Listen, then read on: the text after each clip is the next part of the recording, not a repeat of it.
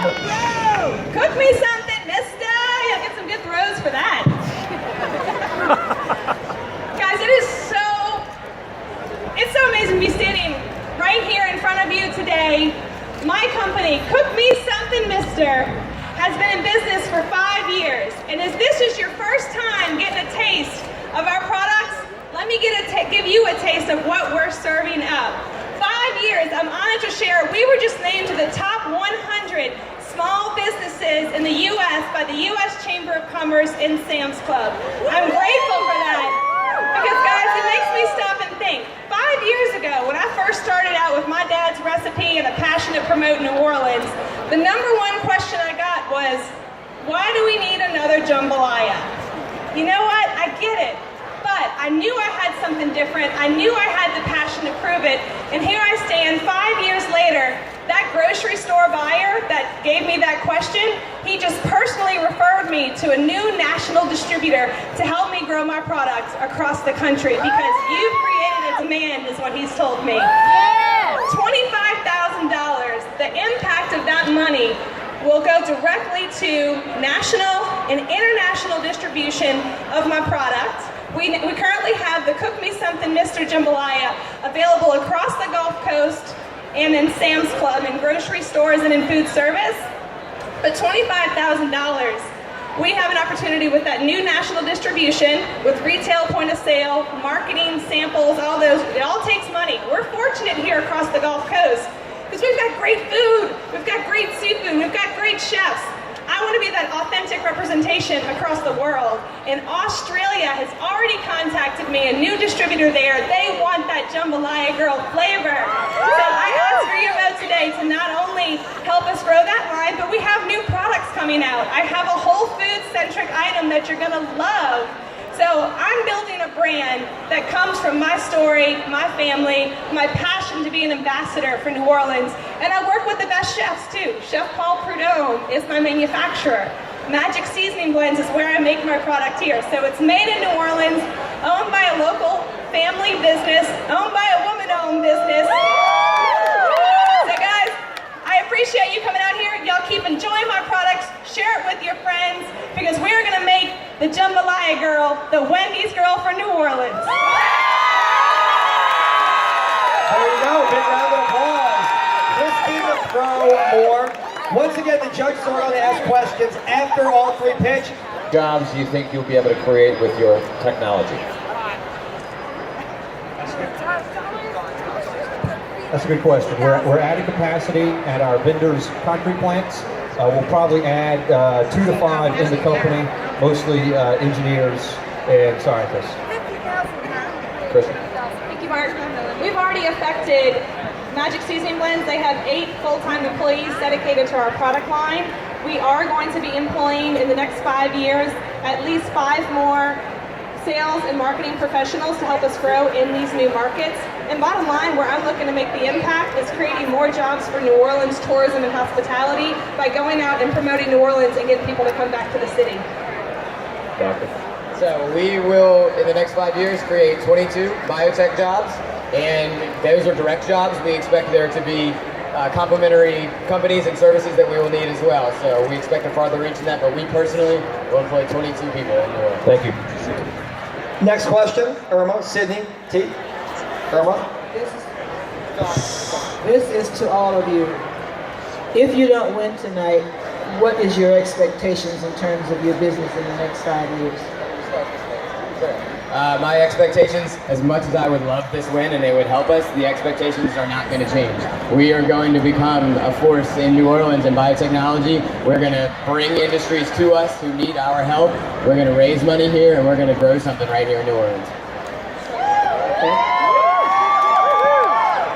Standing here right now on this platform, downtown New Orleans, nothing's going to stop us. We're on our way. We already have the distribution plans in place.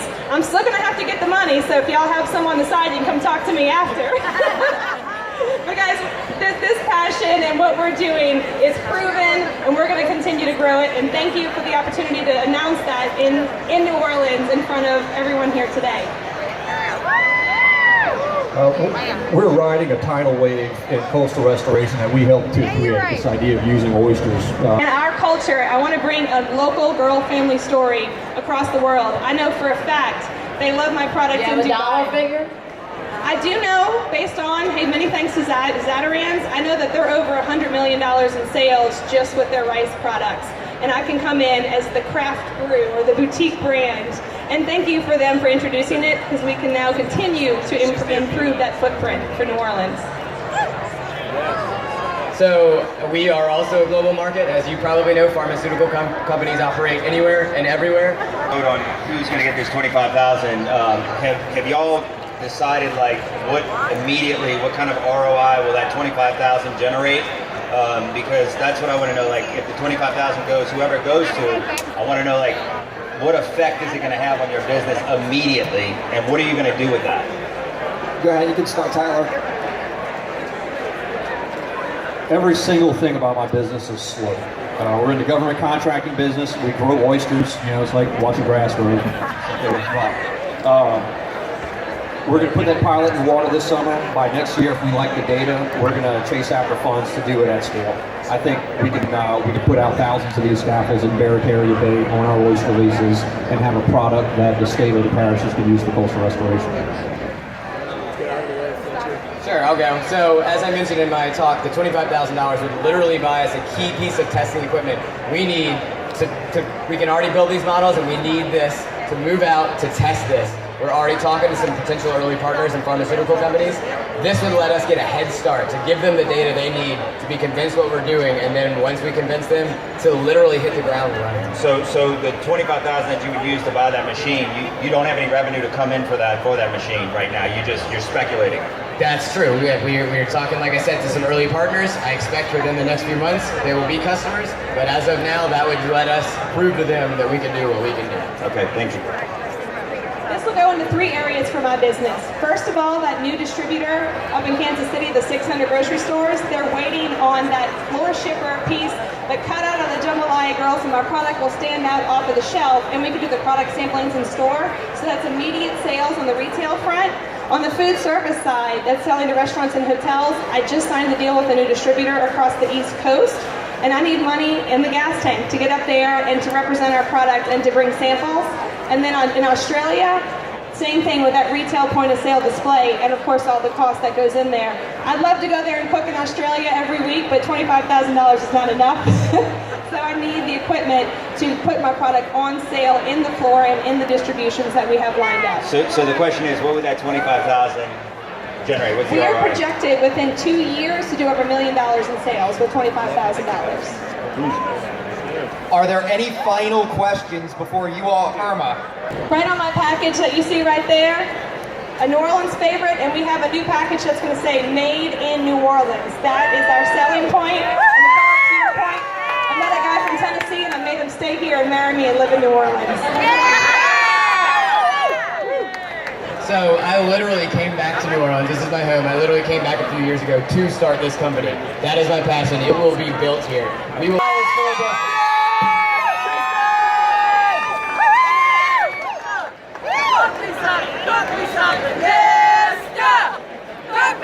Cook me something, mister! All right, one round of applause for all 3 finalists, please. And while the judges are conferring, what I'd love to do is bring up the Idea Village team. Who's from the Idea Village? Will you guys come up on stage? If you're not drinking, if you're from the Idea Village, please come up on stage. If you're part of the Idea Village team, I want to let you know that over the last 8 days, we've worked with over 110 local companies, 100 different events. We've had over 8,000 people, potentially 10,000. But basically, this team of 12 people, or more than 12 people, I guess, has spoken. We'd love you to be here on the stage, pitching your idea for $25,000, a big idea.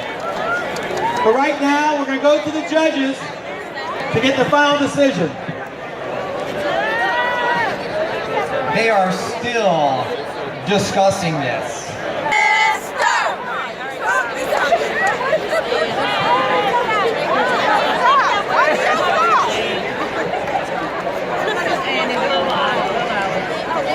judges have reached a decision. I want you to do me a favor. This is not an easy decision. You've got amazing companies. Please do a thank you to Mark Romig, Voice of the Saints, T. Martin, Irma Thomas,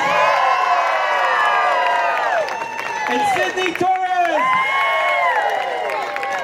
All right, from the Voice of the Saints to now the Voice of Entrepreneurship, Mr. Mark Romig. All right, ladies and gentlemen, all three presentations, a big round of applause, please. If there was ever going to be a tie, tonight would be the tie, but we had to pick one.